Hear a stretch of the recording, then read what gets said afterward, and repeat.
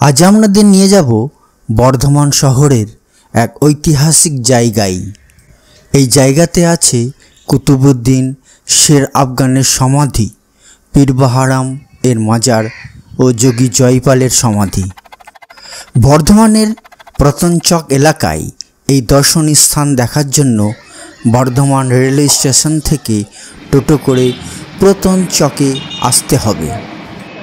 যাওয়ার পথে দেখে নেওয়া যেতে পারে করজন গেট, বড়বাজার মসজিদ, ঐতিহাসিক গেট, পায়রাখানা গলি, পীর খক্কর শাহের মাজার ইত্যাদি।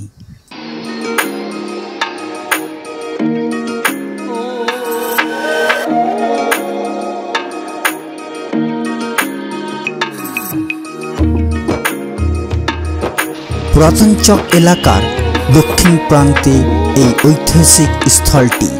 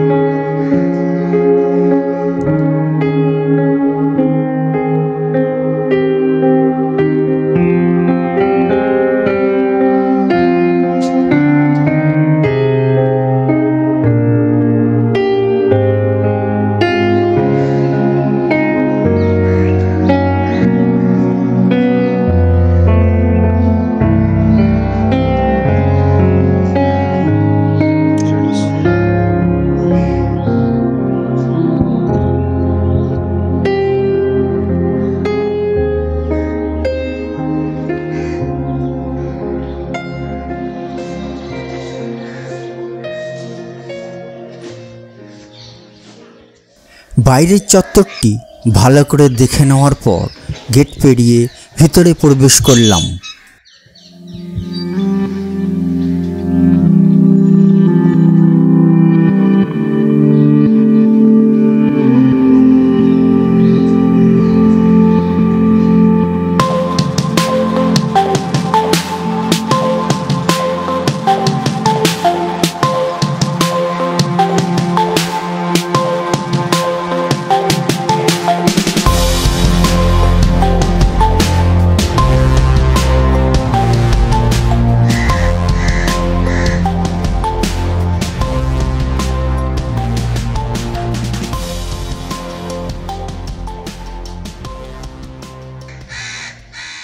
ভিতরে প্রবেশ করে প্রথমে দেখলাম কুতুবউদ্দিন ও শের আফগানের সমাধি। সমাধি চত্বরে থাকাকালীন মনে পড়ে গেল সম্রাট জাহাঙ্গীরের আমলে শের আফগান বা আলী কুলি খাঁ বর্ধমানের জায়গিরদার হিসাবে নিযুক্ত হন। শের আফগান ছিলেন মেহরুন্নিসা, যিনি পরে নূরজাহান নামে পরিচিত হন, তাঁর প্রথম স্বামী।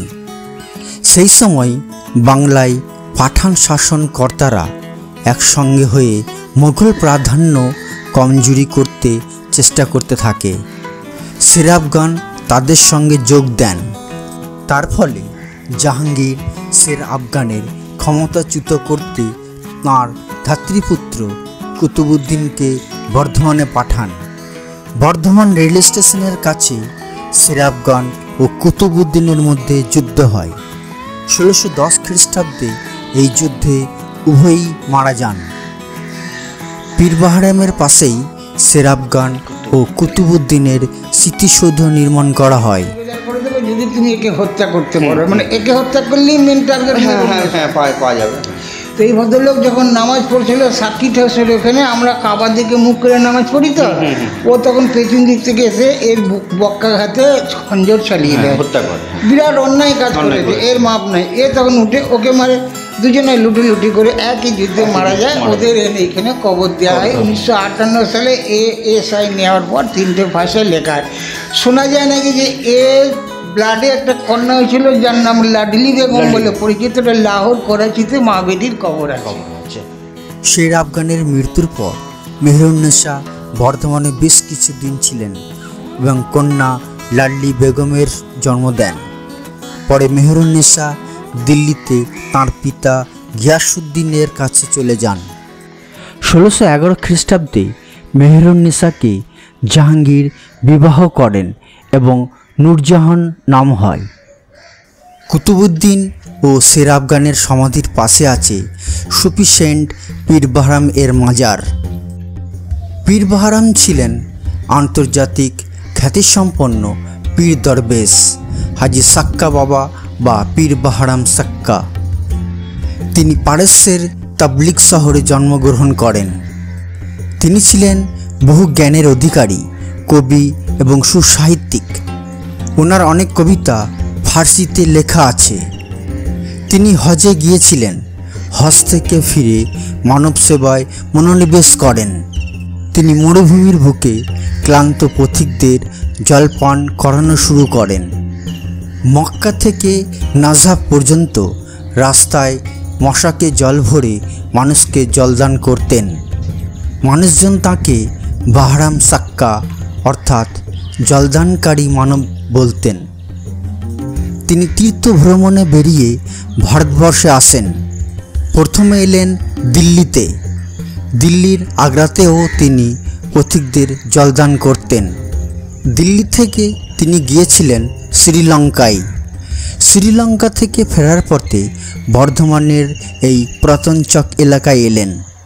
তখন বাংলার শাসনকর্তা ছিলেন গিয়াসউদ্দিন জালাল শাহ। তিনি পুরাতনচকে এসে দেখলেন এখানে একজন মহান ধার্মিক ব্যক্তি যোগী জয়পাল বিরাজ করছেন। প্রথমে নিজেদের মধ্যে মনোমালিন্য, পরে বন্ধুত্ব হয়। জ্ঞানের খিদের কারণে দ্রুত তাঁদের মধ্যে একটি বিরাট সম্পর্ক গড়ে ওঠে। ইসলামের সুশীতল ছায়াতলে আশ্রয় গ্রহণ করেন এবং নতুন নাম হয় দিন মোহাম্মদ। পীর বাহরাম 1563 খ্রিস্টাব্দে মারা যান এবং তাঁর সমাধির উপরে সম্রাট আকবরের নির্দেশে একটি গম্বুজ নির্মিত হয়। পীর বাহরামের সমাধির দক্ষিণ দিকে যোগী জয়পালের সমাধি আছে।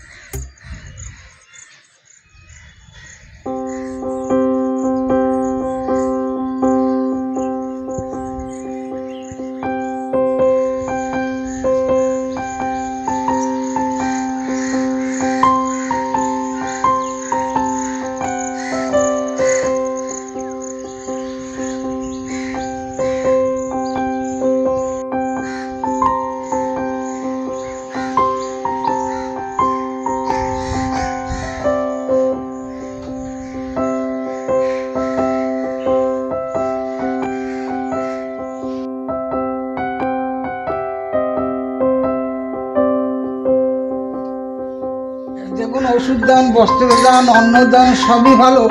সবচেয়ে ভালো হলো জল দান। জলের অপর নাম জীবন। এই মরুভূমি প্রান্তরে জল এক প্রান্ত থেকে আর এক প্রান্ত কালেকশন করে কাঁধে ভিজতে, বোঝেন তো? ওই যে রেলে যে পানি ছিটে চামড়া কাঁধে করে ব্যাগে করে জল থাকে। 40 বছর ইনি লোকদেরকে সেবা করেছিলেন।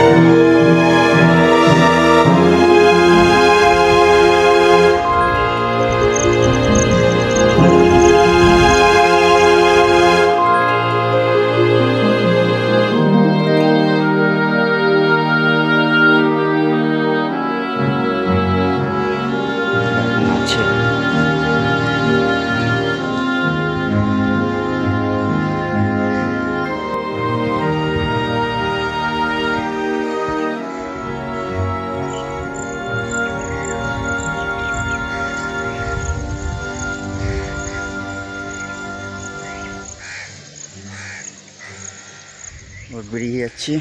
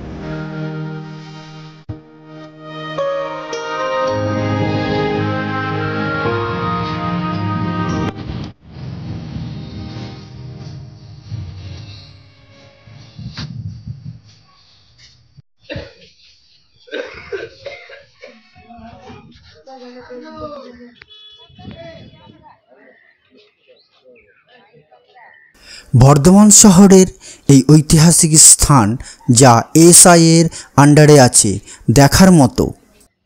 এই স্থানে এসে অবশ্যই বেশ কিছুক্ষণ কাটানো যেতে পারে। ভিডিওটি আজ এখানেই শেষ করছি।